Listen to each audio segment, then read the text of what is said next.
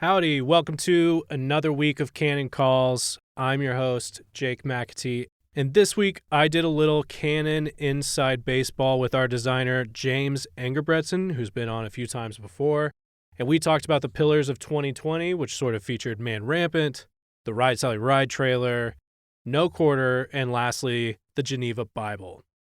We highlight all of those, but one thing that I wanted to make sure you knew about is that we are in the middle of the Canon Christmas sale. So, if you don't do anything else, head to canonpress.com where mostly everything is going to be 20% off until Friday, December 4th. Go quick, run, do not walk, and enjoy the sale.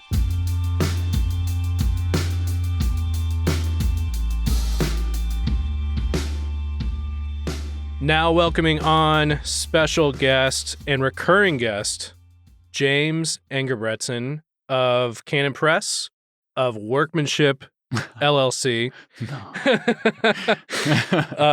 Riot in the Dance, director. Yep. How long does your CV go? What else do you have? It goes a ways. I don't know. That's all anybody else needs to know. Okay.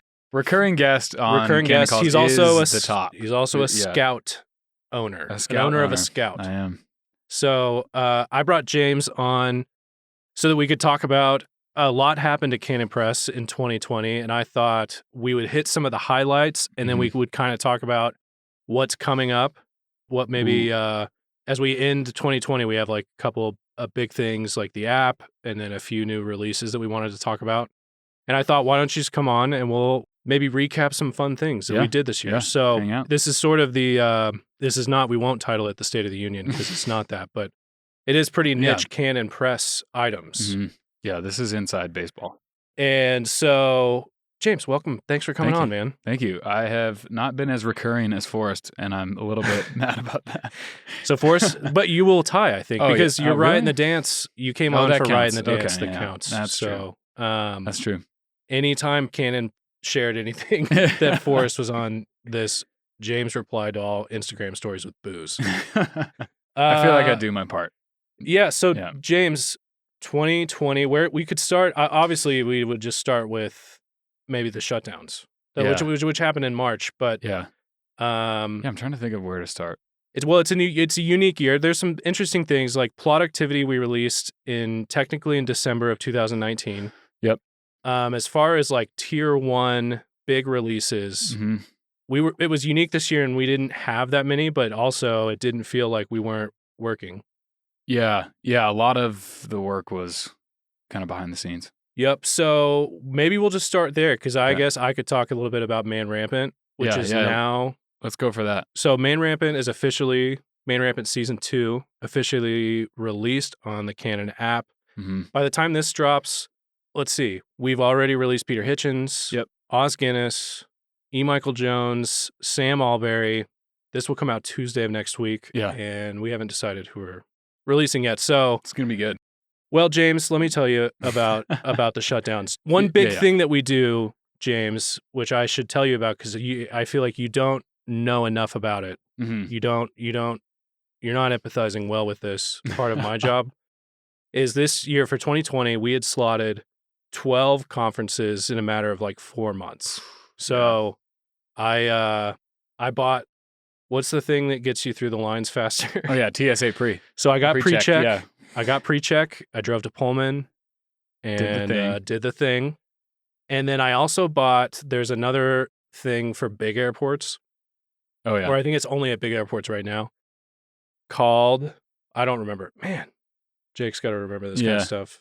But it gets you through lines quicker also, and I'm not really sure how. But so I loaded up because it was going to be a tough run. Travel year. I remember you being like kind of down.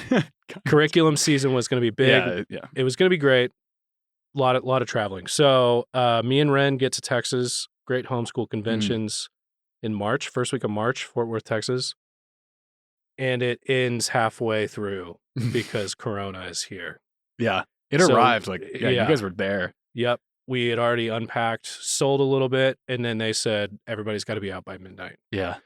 So we packed up and That's crazy. Stayed in Texas for a bit. But After that, no, we didn't do any other traveling until Fight Laugh Feast in October. Yeah. So at that point, we didn't know what this thing was, right? We didn't know Yep. what COVID. I remember in February we traveled to Seattle, working on the app, and I remember just looking around at everybody like, "What?" Were people masked when you went?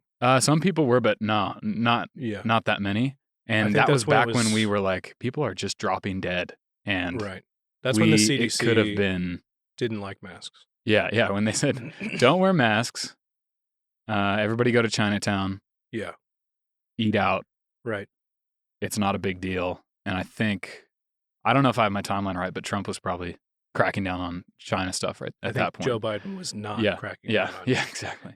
Anyway, we came back and we all kind of thought, well, what's funny is even in Moscow, things started to shut down. Mm-hmm. It was a stay-at-home order, which we kind of thought it was nuts to sort of reach the chimney of Idaho. Yeah. And Canon didn't miss a beat. Nope. And we thought, why don't we kick it into overdrive while everybody's not? So we went on a full-blown, we just blasted into Man Rampant Season 2. How can we do it as fast as possible? We decided to do the Skype version of Man Rampant. We got the TV, the COVID tapes. I messaged a friend who has a show that they do that a ton. Mm-hmm. Helped us out with how it could look and how we can make it look great. And what's cool is everybody was really open to doing stuff. Mm-hmm. So I felt like we got some guests for Season 2 that, half of Man Rampant is bringing them out and doing it in person, which is better. Yeah. But what could we make happen? Yep. So we knocked it out, killed it. It's a great season. Killed it. And then May, we got everything uploaded. Mm-hmm. And then Amazon pumped the brakes big time. Yeah. And to the point where like folks are, Pastor Doug is asking where stuff is. Corona's still happening. At that point, I think everybody's thinking too, summer's here. It's going to let up a little bit. So we actually got panicked because we ended up releasing Hitchens' episode, which is about COVID, because we were afraid the topic wouldn't last. Or, it's like going to be old news. So we just released it on YouTube. And then that essentially, you mentioned you guys were already working on the app, but also the app became hugely necessary. It got very real once. I mean, we knew that we were not long for this earth in terms of Amazon Prime. Yeah, Amazon Prime. But I think the COVID thing sealed the deal. And it's still, right now, as far as Amazon goes, it's still under the guise of COVID, misinformation. Right. Anything questioning CDC, anything just contrary to that, I think is like, they're just shutting down. So, we pivoted hard, released on that one episode on YouTube. Yeah. That was a great episode. With Peter Hitchens. Yep. But that really kicked the app into overdrive because we needed a place that we at least had a few, fewer barriers. Because, a lot of people, I mean, this is just segueing straight into the app, but a lot of people are going, oh, like, what are you talking about? An app? You're still on the Apple Store. You still have to be approved by Apple. You still have to, you guys are still beholden to big tech. But really, like, what we can do is just push content we want straight to it. And within 20 minutes, even like a couple minutes, we can have that episode up and everybody can watch it. And it's no one's reviewing the actual content.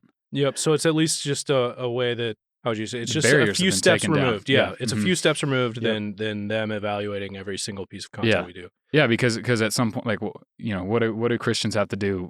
Go make our own phone hardware, our own app store, our own app platform. Like, post-millennialism will get us there.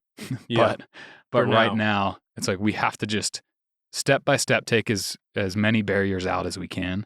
And the Canon app is the way to do that. And the way to just feed people directly straight from the source. Yeah. We've laughed because the original pain point for the app was on the Canon Press store. You can go to the audio section and you can purchase like conferences and a ton of stuff. Anything that's on the All of Christ for All of Life podcast can be found. Yep. It all goes back to an actual product. Yep. And while I love the podcast, the All of Christ podcast that we like came up with in your office is awesome, but also it meant that we're basically subsidizing everyone to go to the store to download these files. Yeah. Which would come off in a zip folder And if somebody purchased it on their phone, they're not going to be able to unzip it. The Yeah. MP3s are not going to find anywhere on their phone. So I ended up doing like a ton of phone calls about how do I get you got to tell them like, do it on your computer, unzip the files, drop the files in your iTunes. We were in 2010 tech. Yep. And so a lot of people like don't even know. Then you got to like plug your computer into your phone and then sync your phone with that iTunes. Yeah.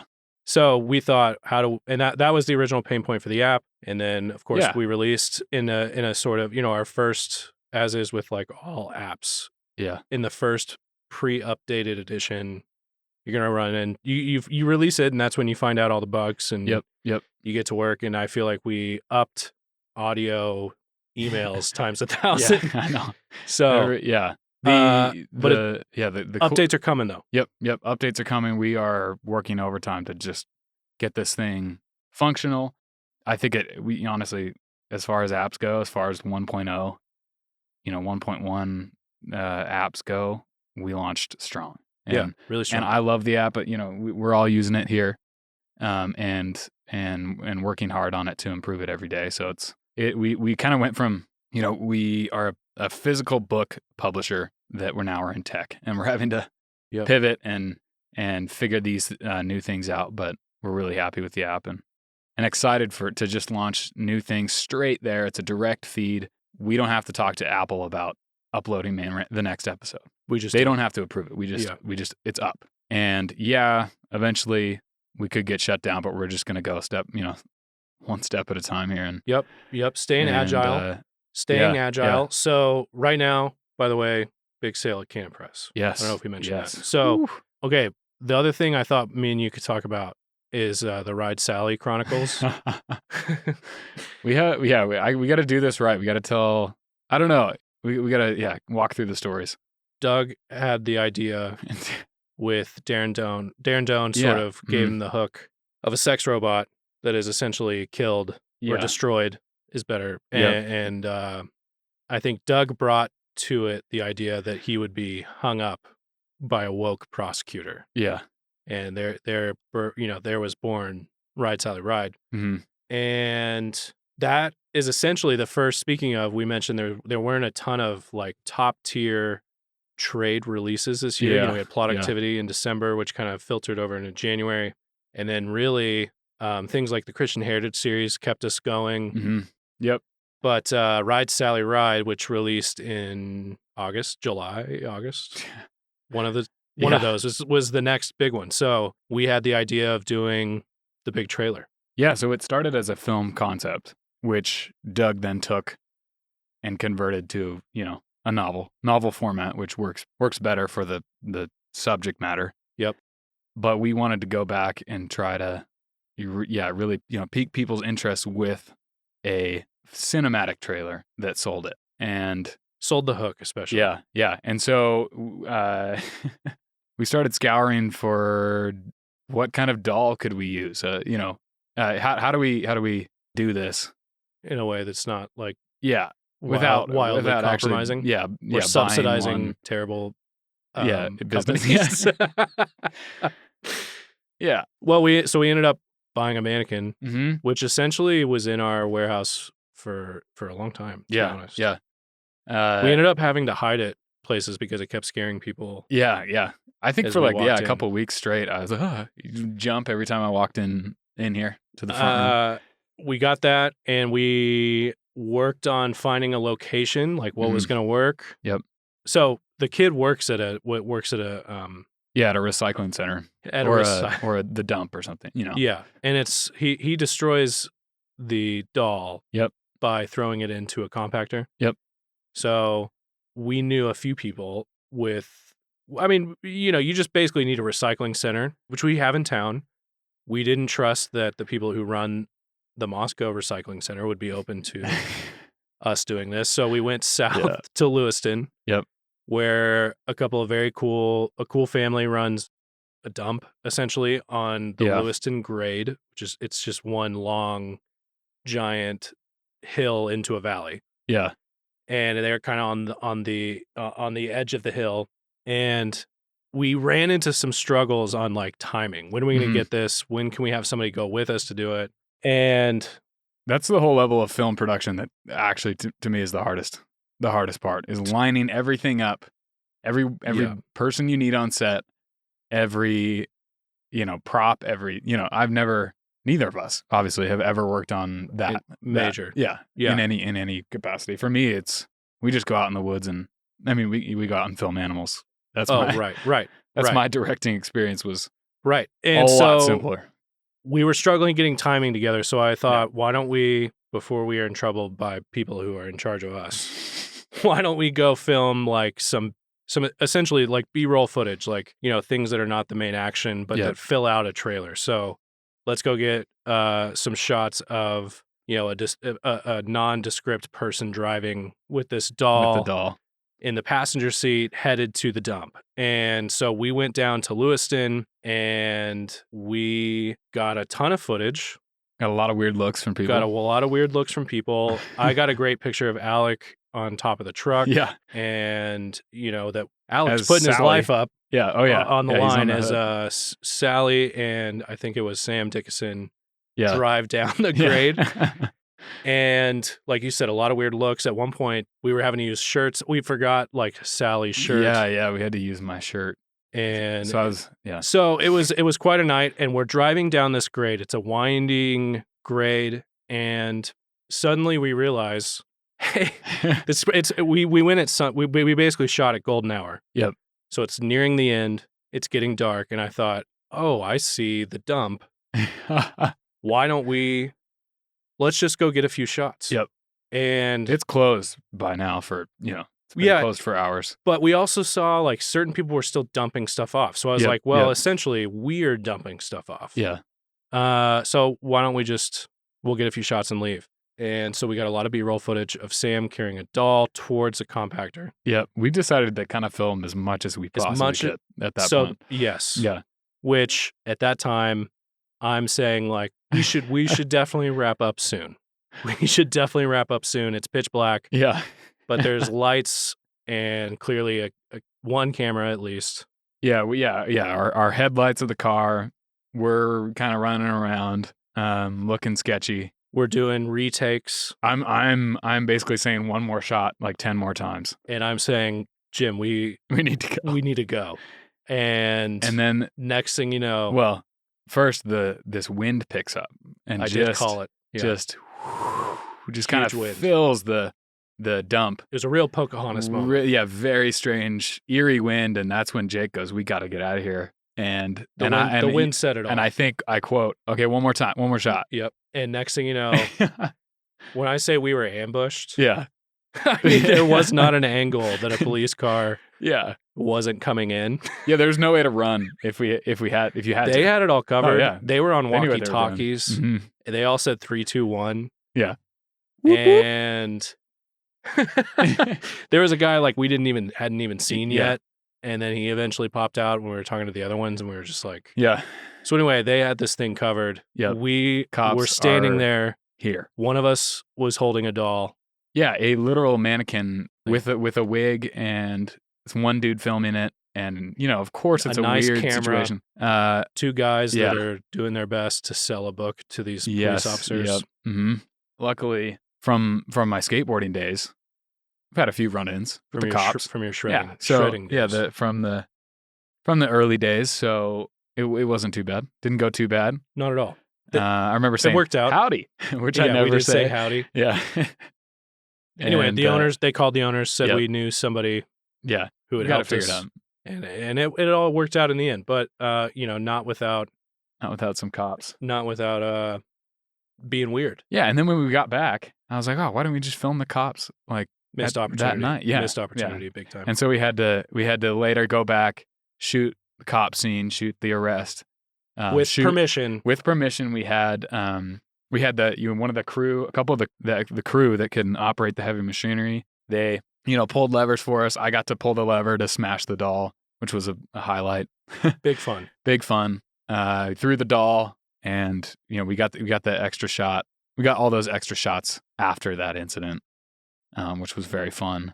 But there was a time where we weren't sure that it was even going to happen. Yeah, what was going to go down. And then released it at Grace Agenda. Yes. Which oh, I my remember, goodness. I remember texting you saying, I need the final. Yeah. Right now I'm walking over to the speakers to say, like, should we show this in Yeah, front of the Grace you had to show Agenda? Doug and, yeah, you had to show Doug. I just showed Doug and say, hey, we want to show this. Do you have any reason why we shouldn't? Yeah. We're open to not showing it. But so anyway, we showed it. What did he say though? When you showed it to him, what did he say? Like, did he chuckle or he chuckled through and then he just said, wonderful. And then he said, so wait. If you haven't seen this trailer, go watch it because Canon YouTube. I mean, I'm sure. Ride Sally Ride trailer. I'm sure your listeners do. But yeah, we showed it. Went well. And that was another chronicle in the book. I wouldn't say it went well. I remember sitting there, like it starting. At Grace Agenda? I wasn't there. Okay. So Grace Agenda, like everybody's great. This was a big Grace Agenda. It was packed. I think Ben gets up and says, "Hey, we have a book promo. It's kind of 13 plus age. There's some themes, some mature themes in this trailer." And so if anybody wants to leave right now, we'll give you a minute to do that. And of course, nobody knew what was in store. Edge of their seats. Yeah. And so the lights dim, the thing starts, and the whole place just gets quiet. And I was sitting there like looking at my wife and just going, what's going to happen? At the end. The end is the kicker. So there's a little dialogue in the final seconds that makes your stomach curl a bit.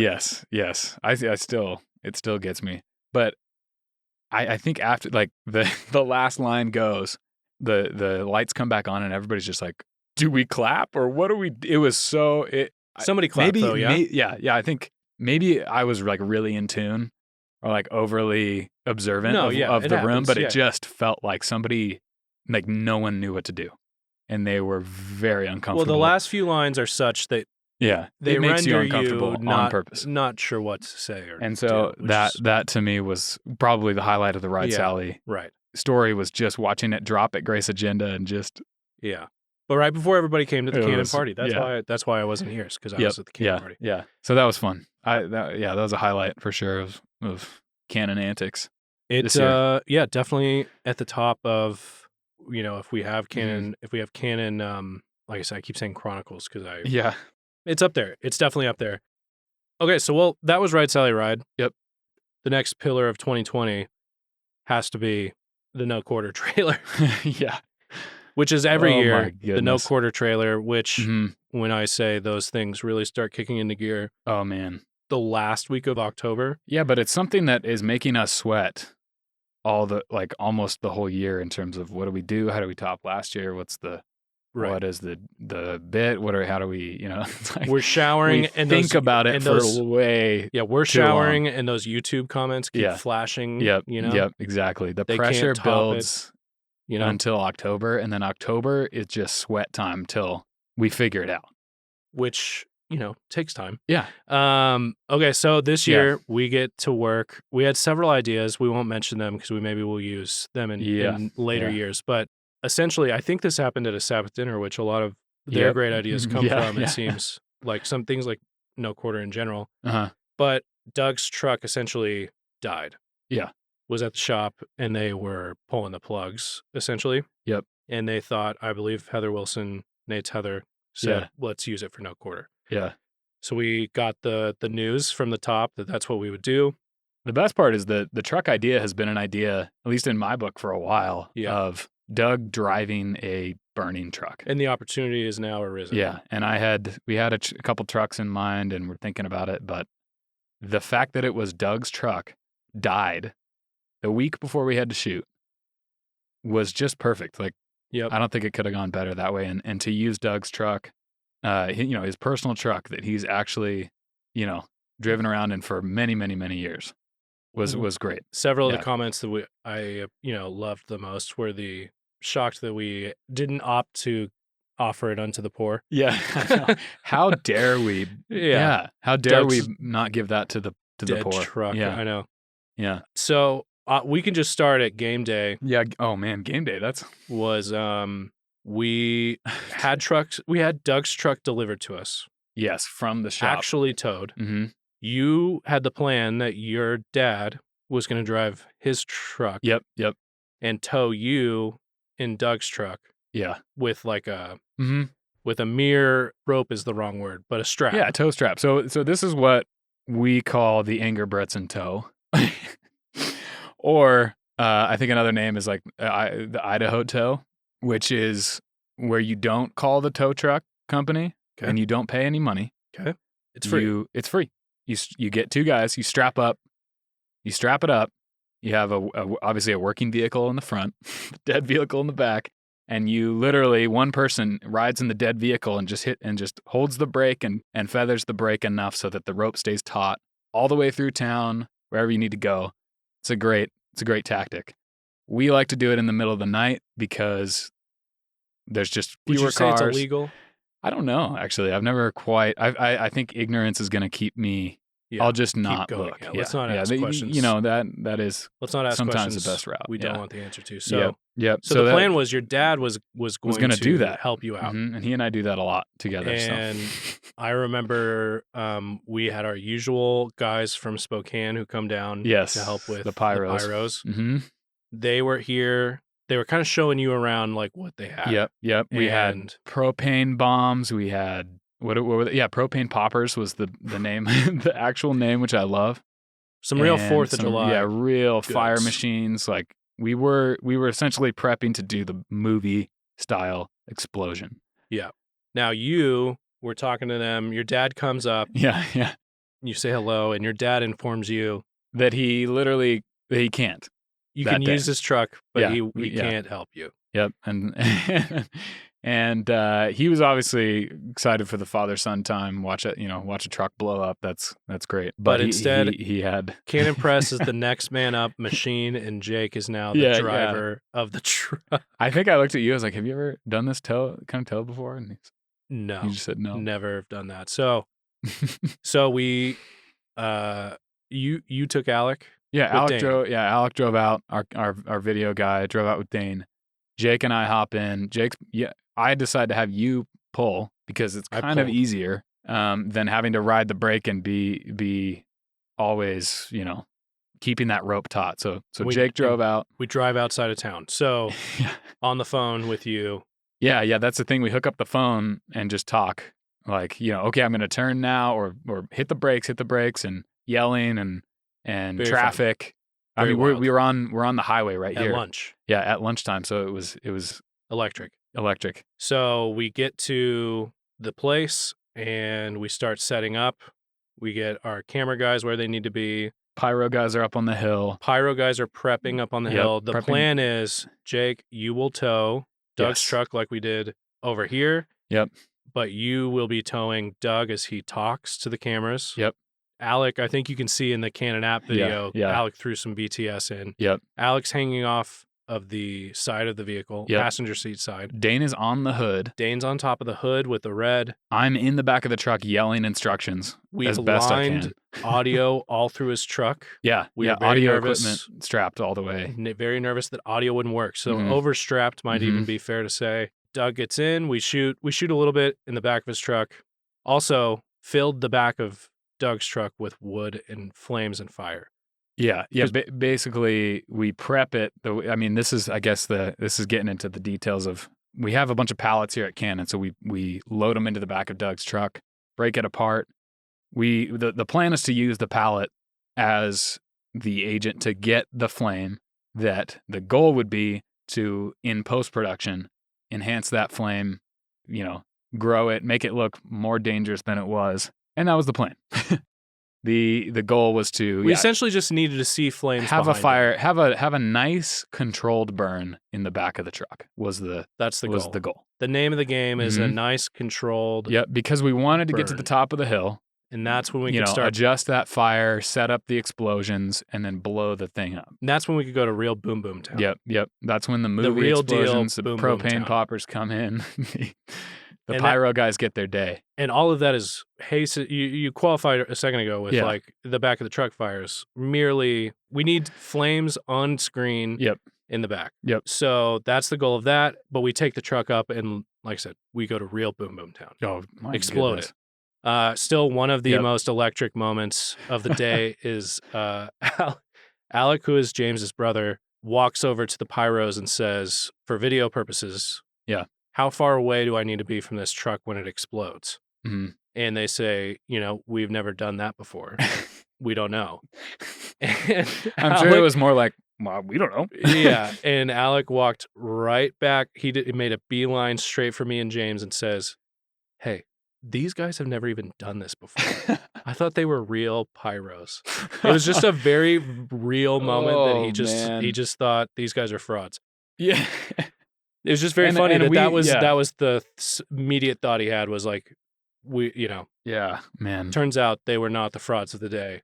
So we get going, we light the match, throw it in the back of the car. Doug gets in the truck, and I start driving. Nice controlled burn.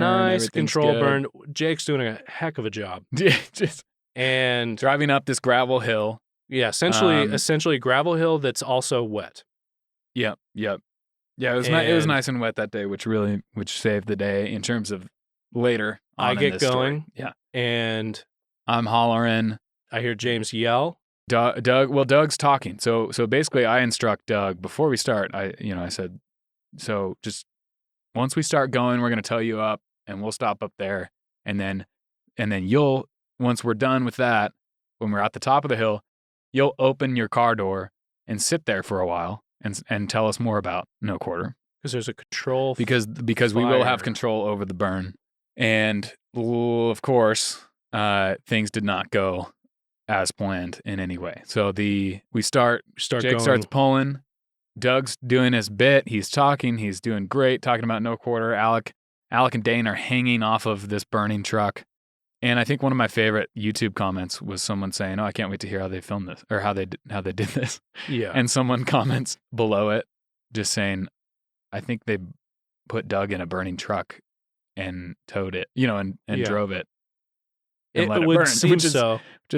And it actually checks out. So I essentially am pulling a dead truck with Douglas Wilson in it. Yes.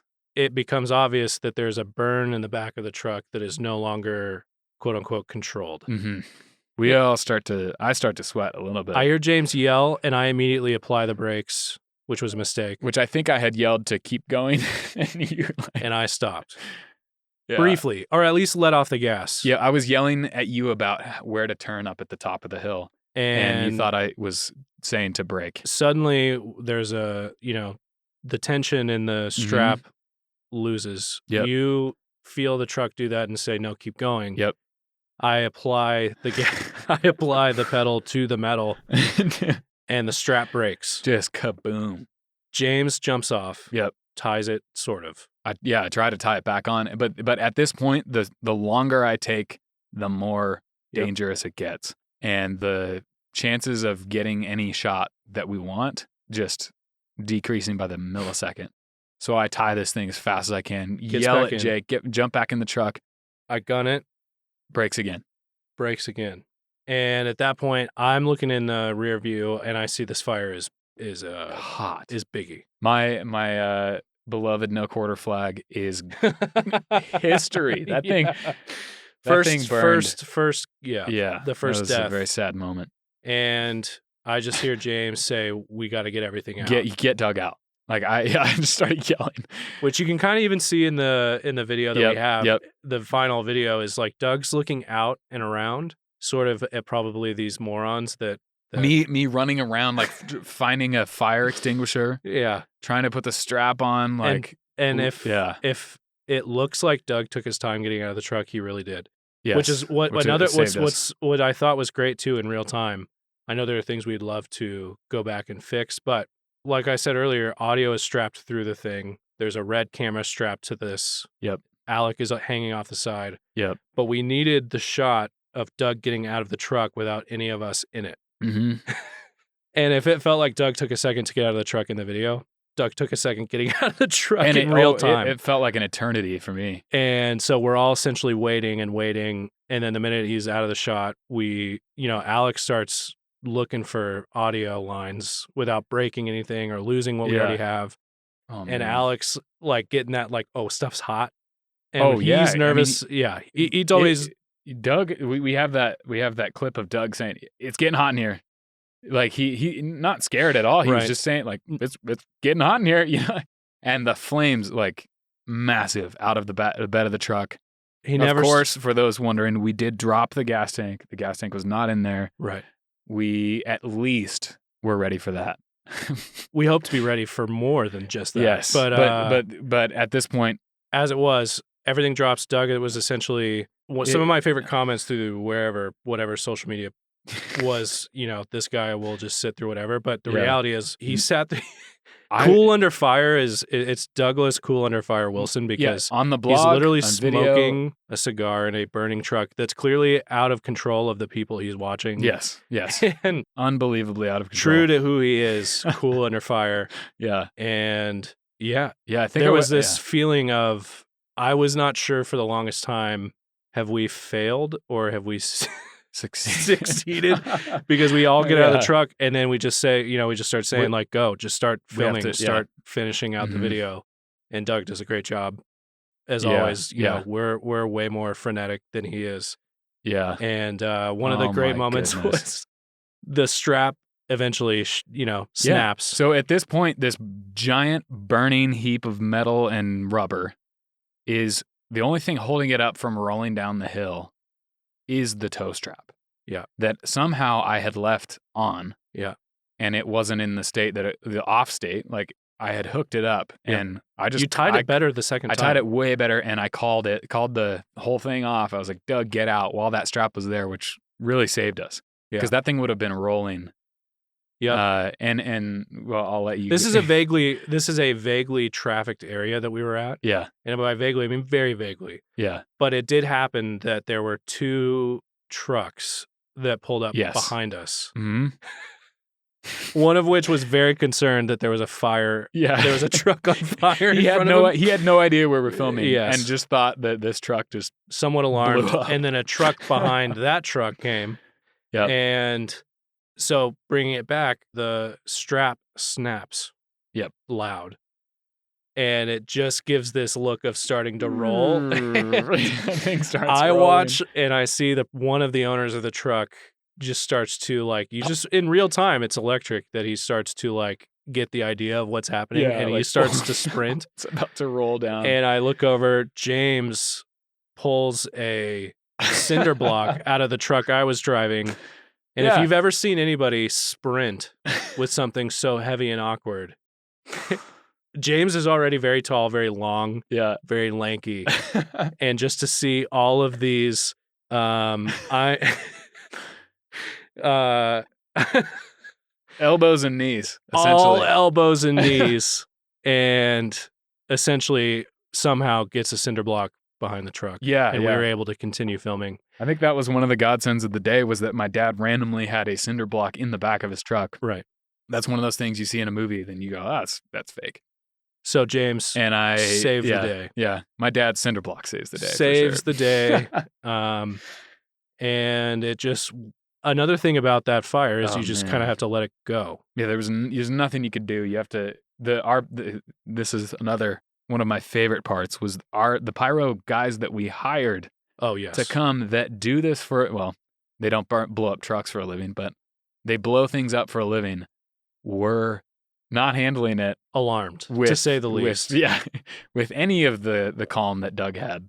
Alarmed, to say the least, or that we had. I mean, if we had a spectrum, it was cool as an ice cube under fire. Yes. Doug Wilson. The way other side of the spectrum is the guys who are pyros for a living. And they were heated. They were saying you have to call the fire department right now because this thing's not going out. Done now. Yeah. And to be honest, when I mentioned earlier about the Ride Sally Ride trailer, some of the motivation is just there are people who employ us. Yeah. Yeah. And their wrath of not getting, whether it was not getting the Ride Sally Ride trailer done or not getting this shot. Yeah. Because as you mentioned, this is Doug's truck. That's part of the greatest part of the video is it's his personal truck. He doesn't have another truck ready to burn. No, there are no two takes. No. And so I thought you guys did a great job of immediately we've got to go. Yeah. We have to get Doug, Doug, conjure up your best because your truck is, It's going. Yeah. And those guys did not help. I mean, although again, we weren't moved. I mean, again, Yeah. we are more afraid of other things than those guys. Tires just blowing up. All the sounds from the video are legit. Yeah, everything's Everything's shattering and all that stuff. That really, was the case. It's there. And it turned out a phenomenal video. Yep. And one for the ages for us at least. I think there's something about that original video of the suspense. Yeah, the we couch. may never. I think we're yeah. I mean, this may be too much inside baseball, but we're trying to hunt that couch video down. Yeah. And I thought year 2 had this sort of chef's kiss moment at the end of you're not really sure what he's up to, and then when it pans up. Yep. And then this year was like, did we fail? Did we succeed? And it ended up succeeding. So yeah, I think so. Big time. And no quarter November. It's now the last week. Yeah. And we refuse to go gently into that good night. Yeah. So we released the app. Yep. I like the app coming at no quarter just because it is a way for the people who want to support Canon and want to support what we do at a different level than just buying our physical books or getting our audiobooks on Amazon, which is great. But the app subscription really is not only it's funny because the value's insane, just the audiobooks you get. Right. And we stand by that, and all it's half the price of an audiobook for our whole library. For the whole library. And so we love that, but the ability to jump kind of on board with Canon, jump on our pirate ship and help us make more of this stuff and keep going and to be really a loyal backer. That's the best way to do it. And so no quarter, as much as we can give, we're happy to and we want to. But we did. The goal is to help create more of this, and that's really the best part of the app. There's all kinds of conferences and stuff, all kinds of things that, like, when I was in college, I just continued to buy. Yeah.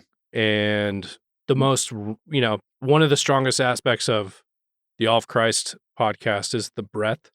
Yeah. Christians talking about like war or bread making to all kinds of things. That's all back there for free on the app. Not for free. Yeah. I repeat myself. But for half the price of an audiobook, you get all access to all of that stuff. And not to mention Main Rampant. So the cool thing about the app, and one of the things that I love is that I think when the Future Men audiobook came out, I think I put up a tweet that basically just said, like, this book changed my life because my parents read it. And the Biblical Child Rearing series, the audio set that we have, my parents had that on like cassette tape. And that downstream, I get to look back on that and go, my parents listened to this on cassette. They got a hold of it. Like, they used all this audio stuff to really bless me and in ways that I'm just now learning as I have kids and try to figure it out. But the cool part is now I can just tap right into that, and I don't have to go find zip files. I don't have to go, we had it available. But what I'm most excited about the app is that we can bring those older things that were hard to get back into light and like kind of give them new life. So I'm really excited about that. And just some of the oldest stuff is some of the best that I think people just coming into Canon or just jumping on board may not know about. The goal is to just really, we want to bless people through that app by giving them easy access to all of it, all the way back. I mean, the major single principle there that I'm taking from this I'm glad we can devote an entire Canon Calls episode to, we don't deserve Eric and Sylvia Engerbretson, as I think what you were saying there. Yes. I don't. And not to say I am the exemplar of Doug's teaching, but yeah, it is the heritage. The heritage aspect of the company is very cool. Yep. Very cool part of that. And as we wrap up, the one thing I wanted to make sure we had a moment to talk about is something we've been working on for, better than a year. Yeah. At least in terms of the concept, is the modernized Geneva Bible. Mm-hmm.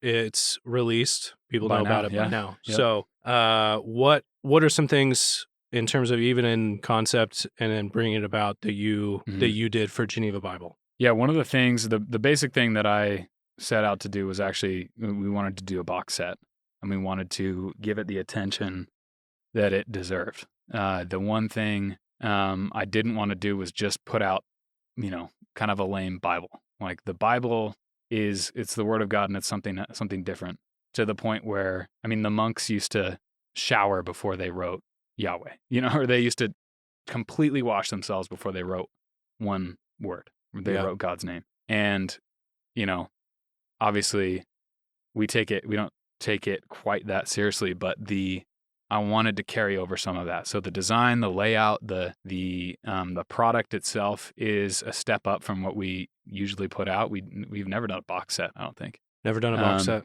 And so doing the box set with gold stamp, gold foil, and paying a lot of attention to the readability and how it sits in your hand, and, making the decisions of hardback versus softback. This is a soft cover set that's split into 13 books, which the goal being that it's just easily picked up, easily, transported, easily read, and easily finished, and encouraging as you work through each book of the Bible as its own book, kind of as it was. And the focus that gives you, and the attention to the word. And I can read Hebrews, I can read Romans just as Romans. You can take Hebrews out and I can finish it and feel like you read a book that day. Yep. And it's especially inspired by what the Bible Reading Challenge has been doing worldwide, right? Like the Bible Reading Challenge, in getting people in the Word every day, that's been a huge blessing to me and my family, and thousands of families across the world. Yep. And the inspiration that gave us to we want to make something really just usable, consumable. It's not, at the same time of, we want to hold the Bible up as as something valuable and precious, and we want to put time and attention to it and make it a quality product. We don't want to elevate it to this thing that you don't want to take down from the shelf because kids might get their grubby hands on it, and you're not consuming it, or I don't want to take that traveling because I'm gonna wreck it, or And so we wanted it we wanted to give it the time and the aesthetic and the quality that it needed, while also just encouraging people to use it, grab it, read it again, and go and work through the New Testament as something that you're just always in, always consuming. You're not precious about. You're not trying to find the perfect moment. You can grab that thing and go pick the kids up from school, or you can grab whatever book you're in that week and just be in it. So that's not to mention all the Geneva Bible history, the why we think the Geneva Bible is important for the Protestant Reformation history. Beamar's the guy to talk to there, of like why but we love all that, and the modernization is a really beautiful update. That the original goal of the Geneva Bible was to get it into the layman's hands in a format that they can read, in a format that they can carry and keep on them. Right. And we have the Bibles everywhere now. It's in our phones. It's like just everywhere. We have wildly accessible, insanely accessible, and yet we still struggle to read it. So this new edition, we wanted to bring the heritage of why they set out to create the Geneva Bible and carry that forward to our day in the best that we could. Yeah. Consume it, read it. Consume it. Irritate the Bloody Marys in your life. The Bloody Mary was not appreciative of the Geneva Bible. And neither was King James. Right. Yeah. And that's just a benefit, So Geneva Bible's a huge part of what we're up to at Canon as we sort of finish the year. So I highly encourage you to go check it out at canonpress.com. James put a ton of work into it. You mentioned Beamar, who helped round out the modernization. So he put a ton of work into it. This has been a very, very, very, very important thing for us behind the scenes. And of course, it's not something you guys knew about, but it's going to be a great Christmas gift, and totally. Just a beautiful thing that we want to be consumed. And so it's the New Testament, soft covers, 13 volumes. Mm-hmm. Find it at canonpress.com. And not to mention, any of the stuff we did in this episode, right? Sell Your Ride's available. Yep. Get the app, of course. Anywhere, I suppose, the app store of your choice. I just saw an email, by the way. Doug just asked me if it's available on Roku? Not yet. Not yet. We're working on that. We will, trust us, we'll announce with great fanfare the Roku, but it's on Apple TV right now. We are, this is the secret sauce now. We're working on a web platform, so just the ability to access the app on the website, on your computer. Yep, on your computer. That's going to open up some doors for a lot of people that don't have smartphones or don't want to, be on that platform. James, where can folks follow what you do? You can. I'm on Twitter a little bit. I think it's at Engerbretson. Yep. Instagram's a big one for me. At James Engerbretson. Okay. And good luck spelling it. And no one will find me because of my last name. So there you go. Let's also give light to Palouse Type. Oh yeah. Do we have to do this again? Yeah. Palouse Type on Instagram. You can find it. I haven't. James, Side Hustle, which I was recently featured on. Yes. And James, as we close, James is a huge part of what we do at Canon. We're super appreciative. Anything you see that whether it's like the book or anything I throw out on socials to James's, whether he's pumped about it or not, I need him to keep going on those. So James has had his hand on. So if you enjoy, we've had as our stuff has grown, a ton of people say they love branding, they love other things. There's James has his hand in all that. So just got an email the other day. Okay, see. I told him I got to print it out and put it on the bulletin board so I can lord it over everybody. We do have a bulletin board of very sweet emails. So we need to feature that. Yeah. Anyway, James is a huge part of what Canon's doing. So find him on social medias. Yeah. And give him a follow. So Jim, thanks for coming. Yeah, thanks for having me.